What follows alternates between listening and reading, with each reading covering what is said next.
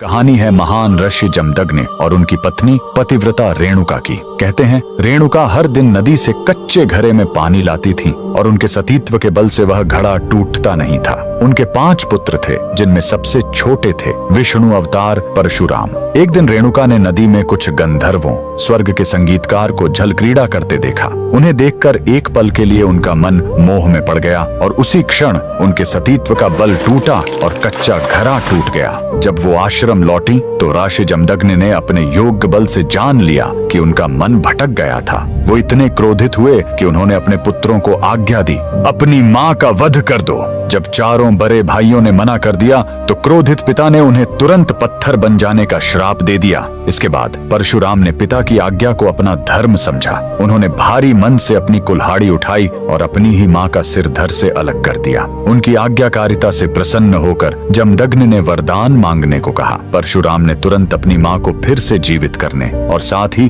पत्थर बन चुके अपने चारों भाइयों को भी मुक्त करने का वर मांग लिया। सब फिर से जीवित हो गए, मानो कुछ हुआ ही न हो। कुल्हाड़ी पर एक दाग की तरह चिपक गया और वो उनके हाथ से अलग ही नहीं हो रही थी। उस पाप से मुक्ति पाने के लिए वह दर दर भटकते रहे, लेकिन कोई भी तीर्थ उस कुल्हाड़ी को छुड़ा नहीं सका। अंत में वह पहुंचे पूर्वी हिमालय की लोहित नदी के किनारे और जैसे ही उन्होंने इस कुंड के जल को छुआ, चमत्कार हुआ। कुल्हाड़ी अपने आप उनके हाथ से छूट गई। यही पवित्र स्थान आज अरुणाचल प्रदेश में परशुराम कुंड के नाम से जाना जाता है। आज भी हर साल मकर संक्रांति पर हजारों श्रद्धालु यहाँ इस विश्वास के साथ डुबकी लगाने आते हैं कि यह कुंड उनके सारे पापों को धो डालता है, ठीक वैसे ही जैसे इसने स्वयं भगवान परशुराम को पाप मुक्त किया था।